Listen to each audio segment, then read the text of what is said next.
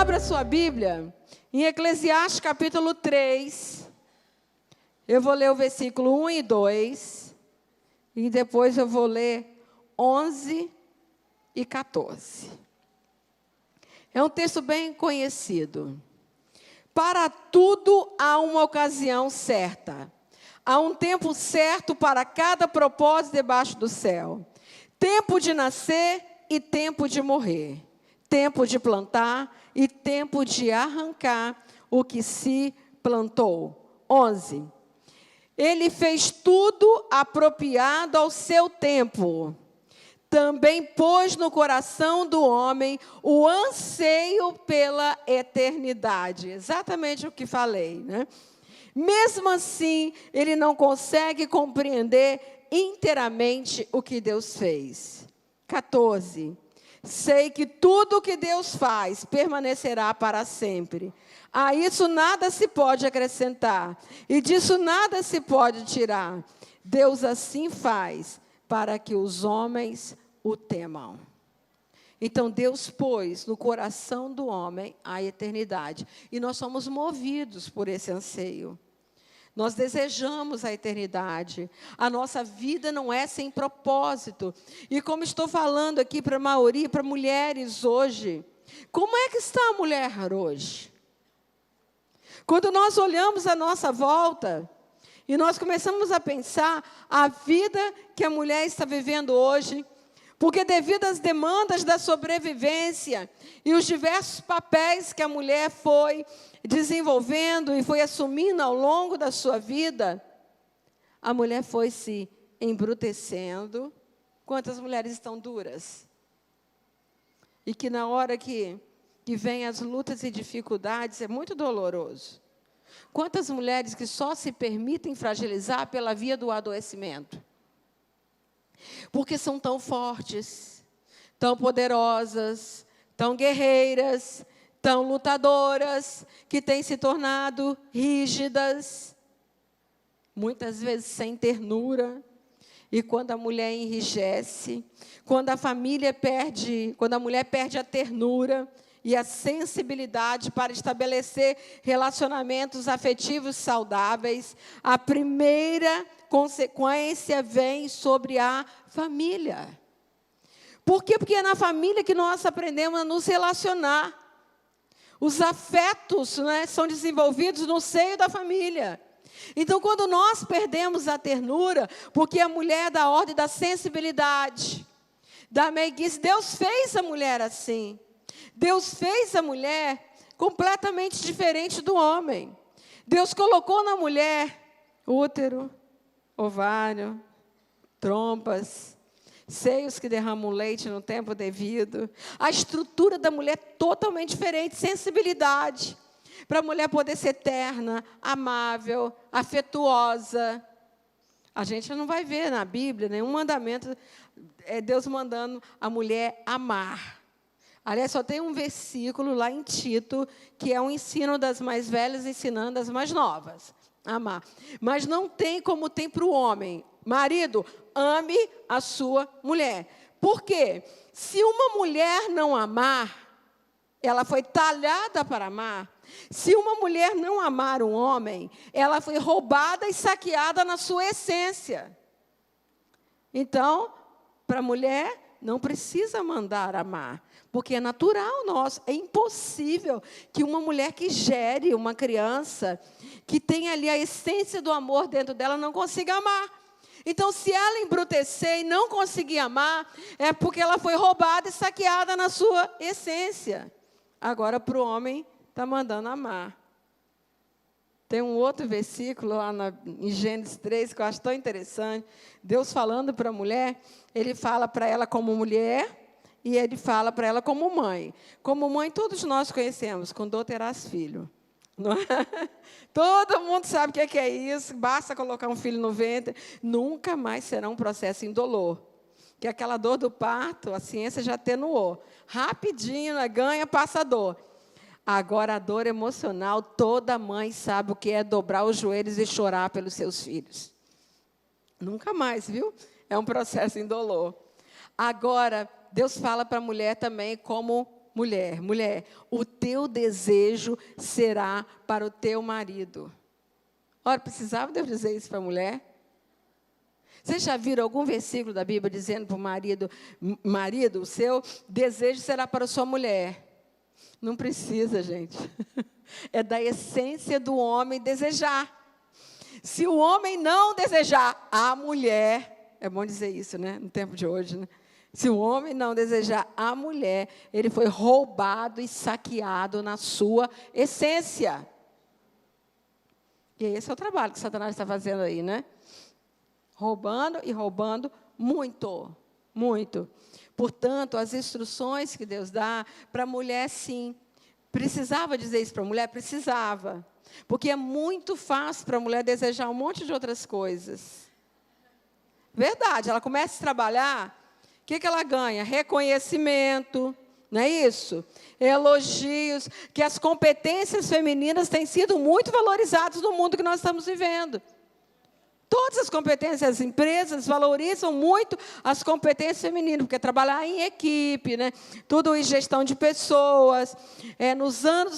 Muitos anos que eu fiz consultoria, a gente sabe que, na maioria das empresas hoje, tem sido muito valorizado. Porque a mulher tem toda essa capacidade de se articular. Ela faz um monte de coisa ao mesmo tempo. Que não é, o homem não tem essa facilidade. Aliás, a mulher, ela consegue, né? Tá mexendo uma panela, com o telefone no ouvido, com a criança no colo, e ela ainda consegue ver o outro que está subindo lá atrás na cadeira. Ela só olha, esse menino desce daí, senão você vai cair. Parece que tem olhos atrás, né? A gente tem essa facilidade de uma visão periférica muito grande, ver tudo ao mesmo tempo, né? Olha, gente, eu falo com meu marido, sabe por que GPS tem voz feminina? Não é, porque a gente é o verdadeiro GPS. Você anda no carro e fala assim, tem uma placa ali, 60, hein? Ó o quebra-mola, ó não sei o quê. Entra para a direita, entra para a esquerda, para e ele fala. Mas é isso, eu falei, olha, por isso que a voz do GPS é feminina. Porque a voz você já está acostumado a ouvir, né? Para orientar, né? Então, essa habilidade da mulher, Deus criou a mulher para ser ajudadora. Ajudadora. Eu tenho falado muito, eu não vou entrar hoje no campo da criação da mulher, porque é uma outra palestra, mas eu tenho falado muito sobre isso. Se o homem não precisasse de ajuda, Deus não tinha criado a mulher. Porque foi isso que Deus olhou e viu, não é bom que o homem esteja só. Farei para ele uma ajudadora em tudo. Em tudo. Depois não diga que Deus não avisou. Não é bom que o homem esteja só. Ouviu? Guarde isso. Ele falou isso com profundidade. Então, essa compreensão é muito necessária para nós, né?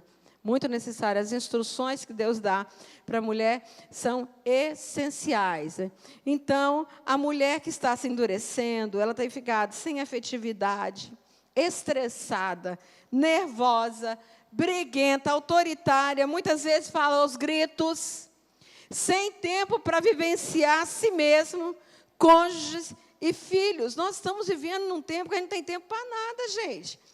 Eu acho que tempo é o bem mais precioso que nós temos nesse tempo nosso, da pós-modernidade. Todo mundo que você conversa fala, não tenho tempo, não tenho tempo. Ninguém tem tempo para nada. E o dia continua sendo de 24 horas. E, às vezes, a gente tem a sensação que o tempo passado tinha mais horas. Porque a gente fazia tanta coisa, e hoje a sensação de que o tempo está escoando pelos nossos dedos é muito grande, que a gente passa o dia, quando vê já anoiteceu, você começa janeiro, quando vê já está chegando dezembro, o tempo passa muito depressa. E eu creio que está por aí, quando Deus disse que os últimos dias seriam abreviados. Essa sensação de que nós estamos tão ocupados, para mim, me traz muito daquele momento que o povo hebreu estava vivendo no Egito. Eles eram escravos lá, não é? Tinham o tempo inteiro ocupado num trabalho escravo.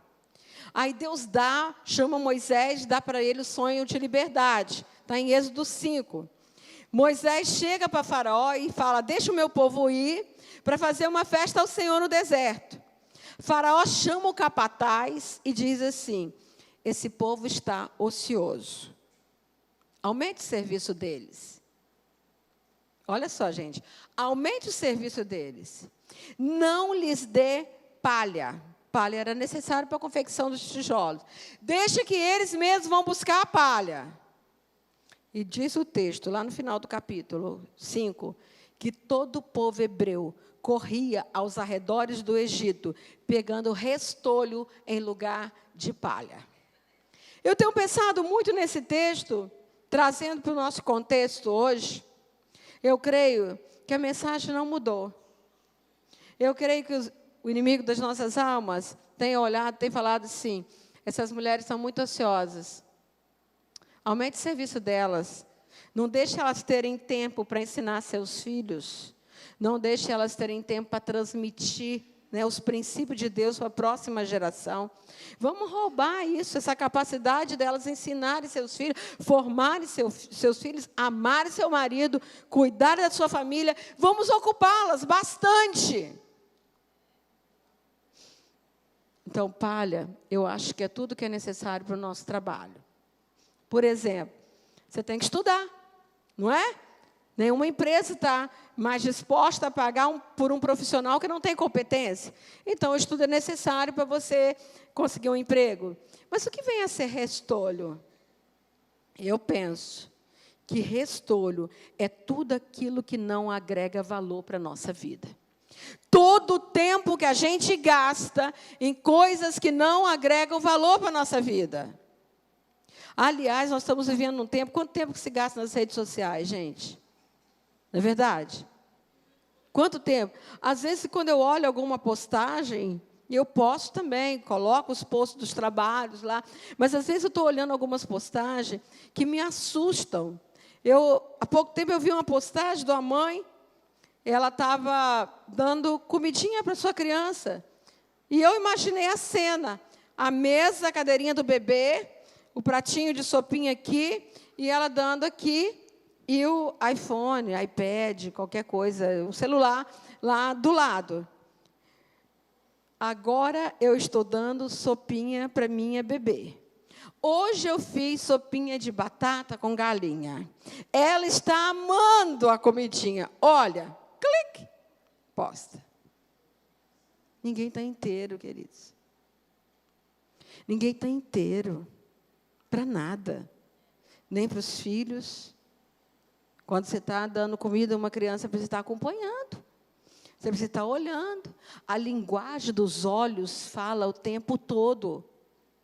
A linguagem dos olhos é essencial. Nós falamos pelos olhos, nós falamos pelo olhar, o semblante nosso. A comunicação é necessária que seja também pelo olhar. Quantas pessoas estão perdendo um tempo imenso e não estão tendo mais tempo para nada? Será que isso também não é restolho? Restolho? O tempo está passando. Aí, as pessoas que não estão mais inteiras em nada, estão focadas, não estão mais focadas em nada, estão com as mentes dispersas, faz uma coisa, mas está ligada em outra. E aí nós pensamos que somos onipotentes, que vamos dar conta de tudo, porque você quer que um trabalho saia, ceder para uma pessoa que já está ocupada. Não é verdade? As pessoas ocupadas, elas estão sempre agregando mais alguma coisa. E muitas pessoas estão ociosas, não faz nada. Mas quantas vezes nós estamos pegando ocupações e estamos abrindo mão de outras que vão ter um significado de perda muito grande na nossa vida. Essas perdas, elas são perdas destrutivas. Há uma perda necessária, que é todas as vezes que nós perdemos esses pesos que nós vamos carregando ao longo da nossa vida, da nossa história de vida, das nossas dores, das mágoas, dos ressentimentos, das amarguras, dos rancores, da falta de perdão. Tudo isso que adoece o corpo, a alma e o espírito. Algumas perdas dessas a gente precisa, nesse tempo do outono, tirar um tempo para reflexão de vida, para verificar aquilo que a gente precisa abrir mão. Quanta gente carregando peso. Quanta gente carregando peso. Aí, muitas vezes, o corpo vai paralisar pela via da dor. Quantas mulheres doentes nesse nosso tempo, doentes no corpo, na alma e no espírito. Como eu falei, as doenças da alma estão avançando cada vez mais, depositando no corpo os sintomas que denunciam o sofrimento psíquico. Quando uma dor vem, está denunciando um sofrimento psíquico. Quantas vezes uma enxaqueca não está falando de uma dor na alma? Porque uma mulher, quando está com enxaqueca, onde que ela quer ficar? Hein? Qual é o lugar mais especial que a mulher com enxaqueca quer?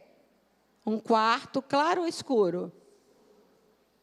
Deitada na cama, em que posição? Em que posição que a gente quer ficar? Fetal, encolhidinha. Sabe, o lugar mais escurinho que cada um já ficou aqui um dia, mais confortável, deveria ser confortável, que cada um de nós já ficou aqui um dia? Ventre. É um comportamento regressivo ao útero materno, que busca afeto, aconchego e conforto. Muitas vezes uma enxaqueca está falando de essa dor está falando de uma palavra perdida, nunca dita, nunca expressa, que está lá guardada lá dentro.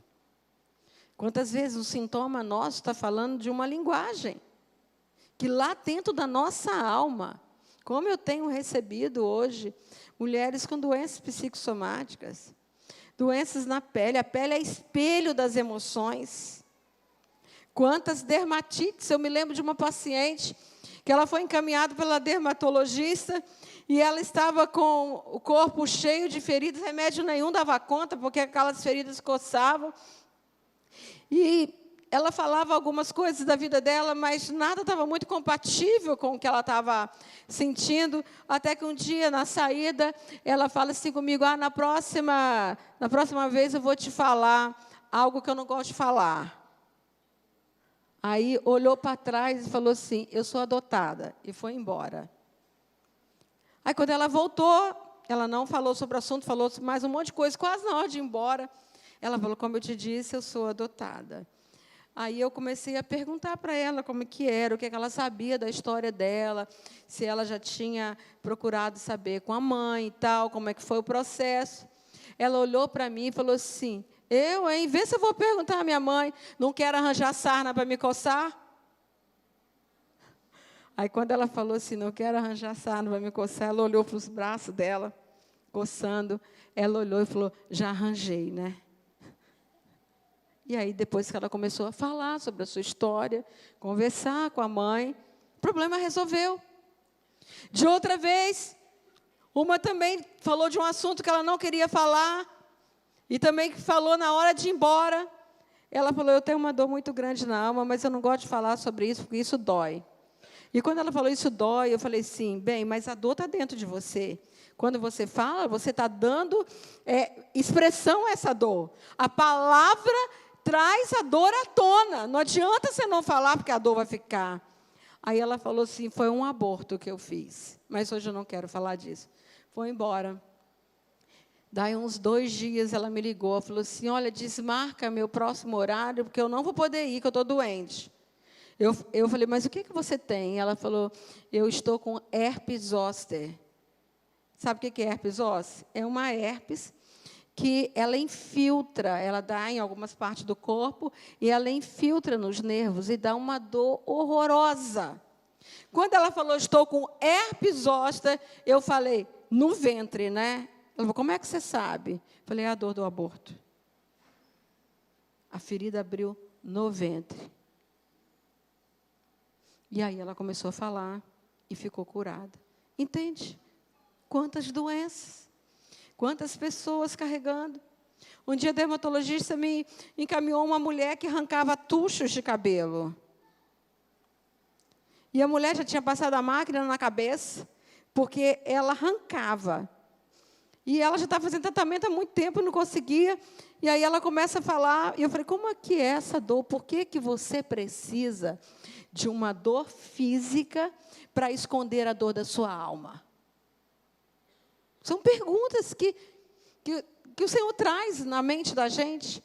Por que você precisa de uma dor física? Para esconder a dor da alma. É o corpo mortificado, sabe? Aquele corpo que precisa de uma dor. Sabe quando alguém diz assim, me belisca para saber que eu estou viva? Muita gente está precisando de uma dor para saber que está viva. Porque aqui dentro está tão morta. Que às vezes você não consegue ter vida.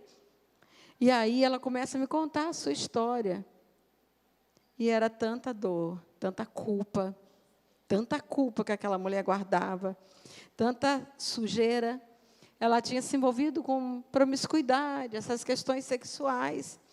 E ela tinha muita culpa. E aí ela era uma pessoa que tinha desviado da igreja, tinha ido para o baixo mundo de pecado.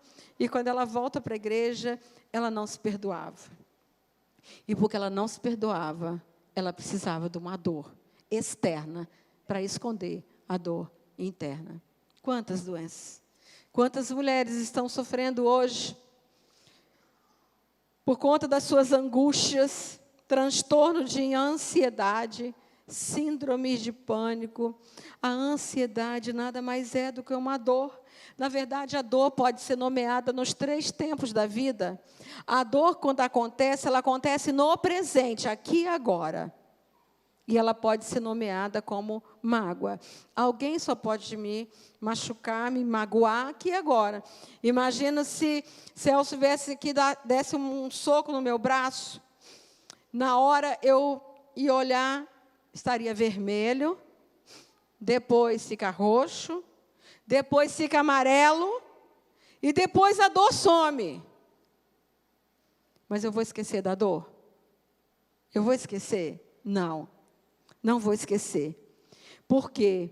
Porque eu não vejo mais a marca aqui. Mas a lembrança daquela dor vai ficar guardada em mim. E quando eu sou machucada, geralmente, cada um de nós tem umas frases assim. Nunca mais ninguém vai me machucar. Não é? Nunca mais ninguém vai me humilhar. Nunca mais. Imagina, então, quando você é criança.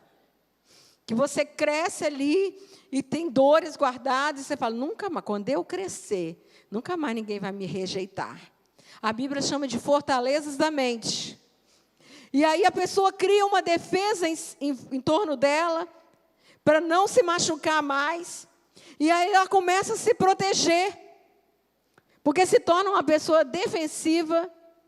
Aí imagina alguém quando está com machucado no pé, que ela chega perto do outro e ela encolhe a perna.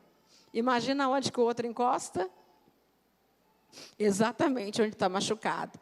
É machucaduras em cima de machucaduras. E a pessoa fica ali se protegendo.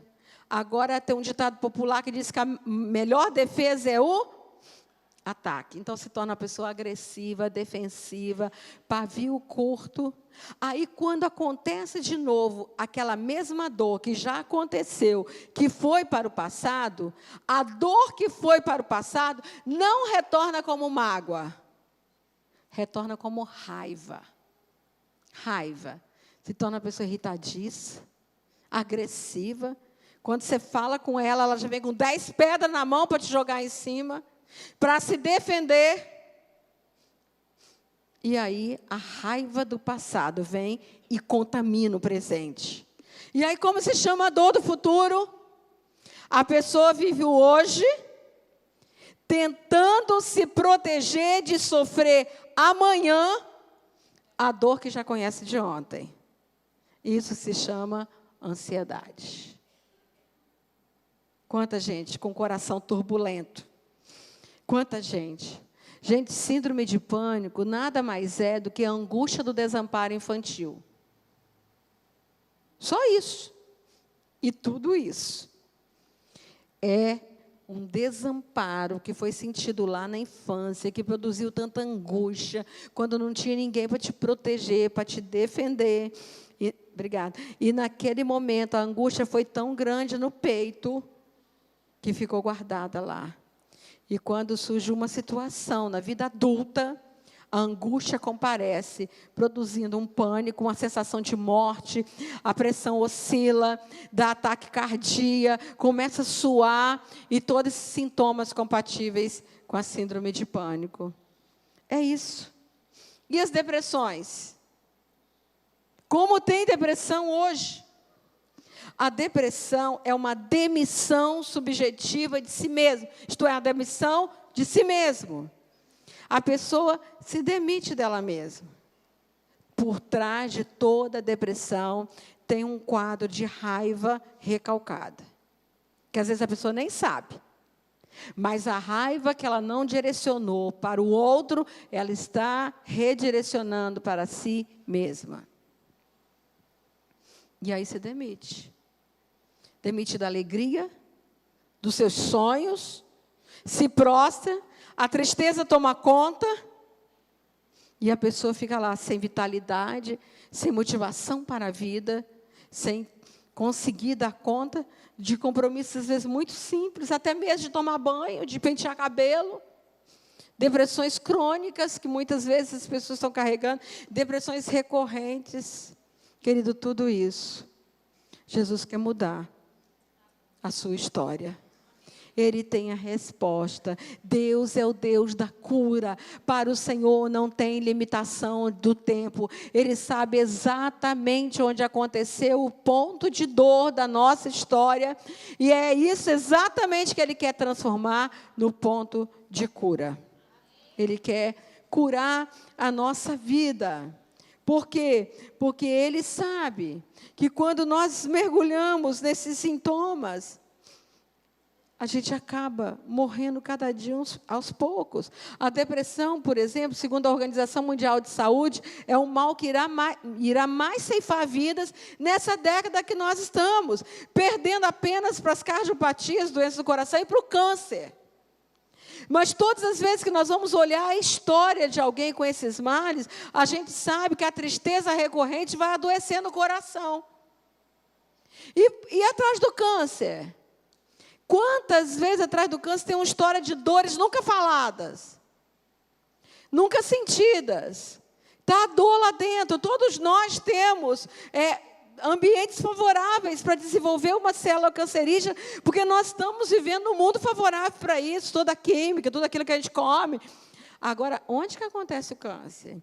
Onde acontece o câncer tem um simbolismo para nós. Pode olhar, o número de mulheres que têm tido câncer na feminilidade é útero, ovário, trompas, mama.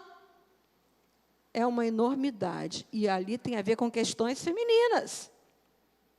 Quantas mulheres estão hoje envolvidas tanto no trabalho, trabalham tanto, têm buscado tanto reconhecimento pela via do trabalho, têm tomado tantas coisas, e quando decide ter filhos, já não consegue mais ter. O número de infertilidade está cada vez maior. Eu tenho recebido muitos pacientes inférteis, algumas que já fizeram 4 fertilizações, e não sustentam a criança. Por quê? Porque por trás tem questões emocionais não resolvidas. Toda mulher, quando ela é engravida, ela reedita as questões da gravidez da sua mãe com ela. Uma mulher é mãe em referência à sua mãe. Nós trazemos na nossa mente todos os registros da nossa história. Nós trazemos na nossa mente. Então, quantas mulheres têm medo de ser mãe? A depressão pós-parto denuncia isso. Questões da filiação de filha que não foram resolvidas, que faz uma mulher se sentir impotente para dar conta da vida de uma criança. E há muitos homens hoje que vai fazer o exame, o espermograma, dá lá esperma lento. E tem lá alguma obstrução. E tem crescido cada vez mais. Muitos homens também que se sentem impotentes para ser pai, que têm medo de ser pai. E que tem lá dentro dele uma paternidade, muitas vezes mal resolvida, da história que teve com seu pai.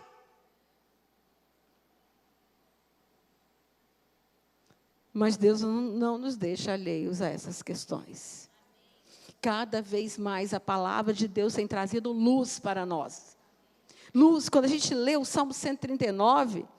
por exemplo, que fala, quando eu estava no ventre da minha mãe, que eu era uma substância informe. Esse é um assunto muito vasto, eu ficaria aqui uma semana falando sobre isso.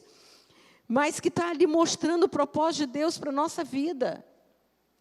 Desde o ventre da criança no ventre, ela sente todas as emoções da mãe. todas.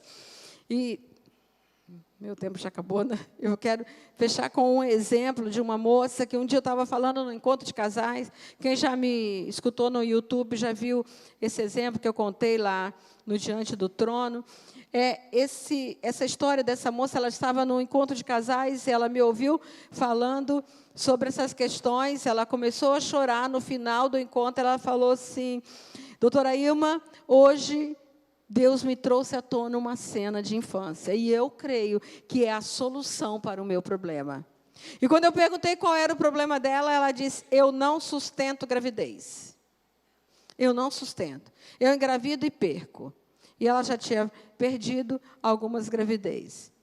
E aí ela lembra, na hora que ela estava ouvindo, ela lembrou de uma cena quando ela tinha 5 anos, que o pai dela, a mãe dela, eles tinham 3 filhos. Ela tinha a mais velha, a do meio, e a mãe estava esperando um menino e morreu no parto. Então, a primeira coisa que eu pensei é que ela tinha medo de morrer de parto, mas não era. Aí ela começa a me contar a história dela. Ela disse: meu pai ficou viúvo com 3 filhos. Então, tinha um bebezinho, né? Tinha ela, que tinha acho que uns 3 aninhos, e tinha uma irmã de 5. E aí o pai casou com uma moça da igreja, casou rapidinho, começou a namorar uma moça da igreja, casou com a moça da igreja, ali para dar para aquelas crianças um cuidado. E ela disse: a mulher do meu pai era uma pessoa boa, mas ela não tinha o afeto da minha mãe, a gente sentia muita saudade da minha mãe. E a coisa complicou quando ela engravidou. Aí ela contou que a mulher ganhou um bebê, e aí ela já estava, a mais velha com 7 anos, ela com 5. Então, a mais velha ajudava no serviço da casa, e ela tinha a responsabilidade de passear com o bebê, conduzindo o carrinho, no final da tarde. E, nesse dia, eles moravam no interior, tinha uma casa no alto, tinha um morro, lá embaixo tinha um campinho, onde as crianças ficavam brincando.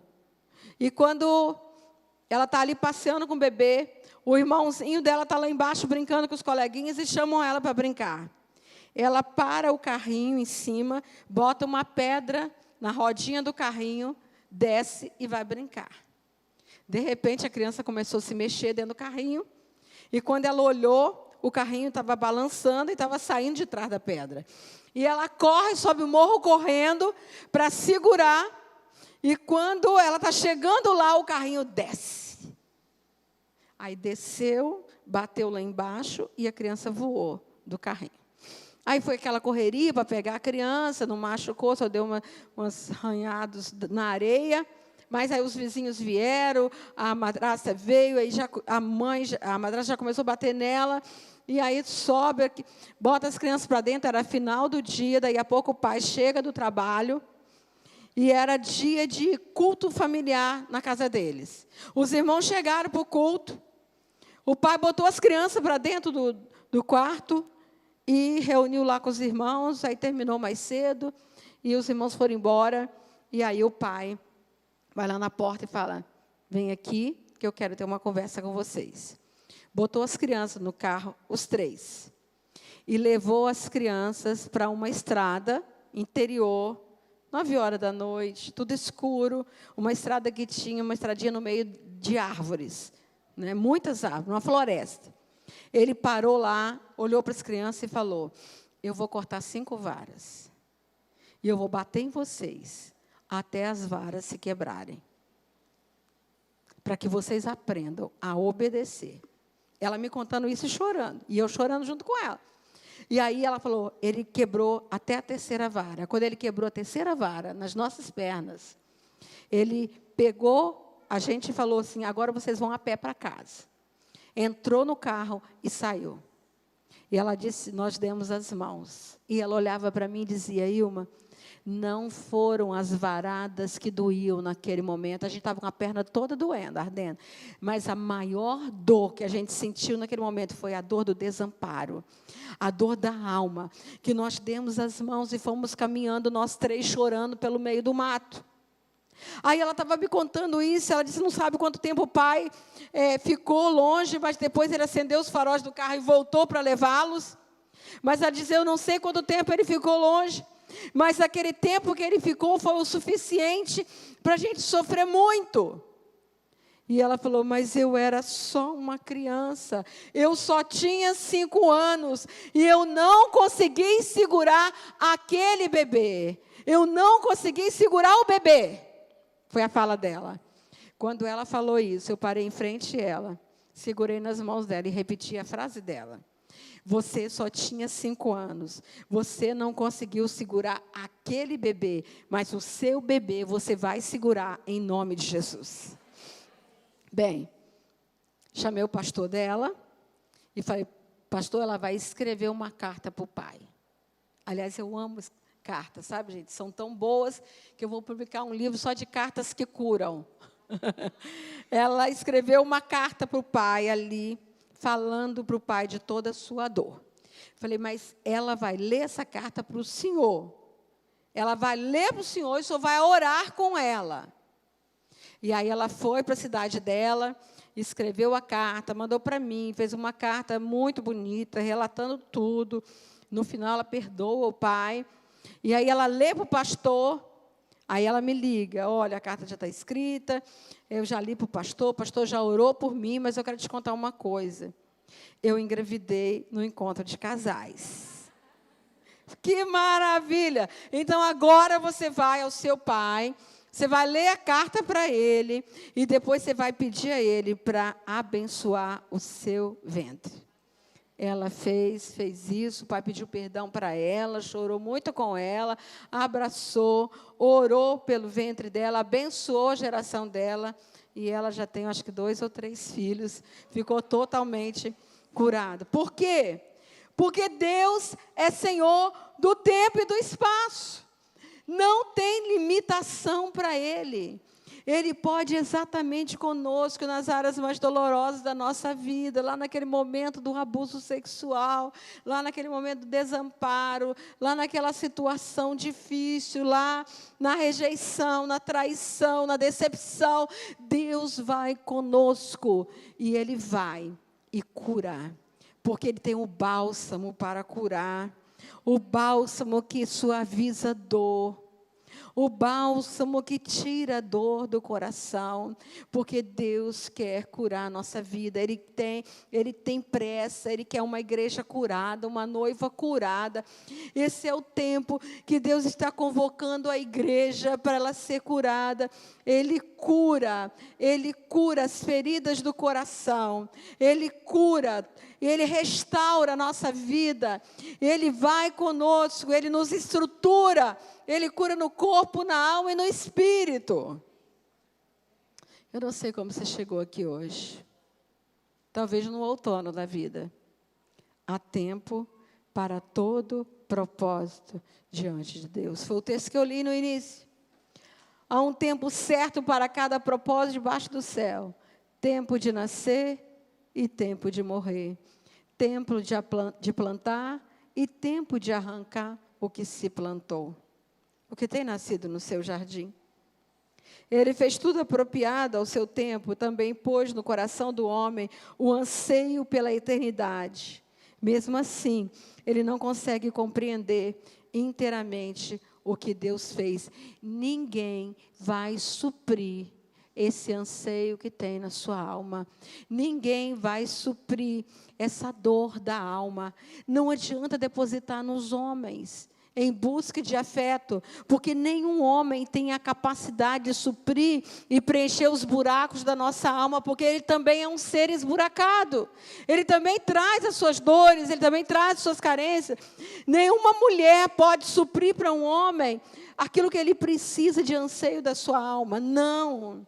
Não, a nossa alma só se completa em Deus. Nós somos seres da incompletude. Só Deus completa a nossa alma, só Deus supre aquilo que o outro não pode suprir. A nossa busca se finaliza em Deus. Só Ele pode passar o bálsamo e dar paz à nossa alma. É claro que tem algumas coisas que a gente precisa fazer, como consertar, devolver a honra aos pais, não é? Ir lá, liberar perdão, perdoar a si mesmo. Quantas pessoas que não se perdoam, porque em determinados momentos da vida tomaram atitudes erradas, e vem por aí nas compulsões da vida, compulsão de limpeza, como tem gente que fica ali limpando. Eu lembro de uma mulher que o marido dela me disse que ela tomava 10 banhos por dia, já estava tomando banho com sabão em pó. E eu pensei, meu Deus, que sujeira na alma dessa mulher, que ela precisa tanto se lavar. O sangue de Jesus Cristo nos purifica de todo pecado. Esse é o tempo da sua cura. Esse é o tempo da sua libertação. Você não precisa mais carregar esses fardos. Você não, mas eu vou perdoar se você soubesse o que ele me fez. Queridos, a palavra é pequenininha, perdão. Aí a gente fica, não, mas não dá para perdoar. Não dá para perdoar. A dívida foi muito grande. Mas perdão é uma perda grande. Perdão. É um aumentativo de perda. Ok? Então você vai perder tudo. Mas a essência vai ficar. E quando você pensar que você vai ficar com o peso da perda, com o custo da perda, saiba de uma coisa, Jesus já levou todas as nossas perdas na cruz do Calvário. Ele vem e começa a fazer algo novo na nossa vida. O sol da justiça vem sobre nós. E aí nós vamos começar a florescer. Nós vamos passar para uma outra estação de vida. E aí quando nós florescemos, começa a vir o bom perfume de Cristo em nós. E é isso que nós precisamos.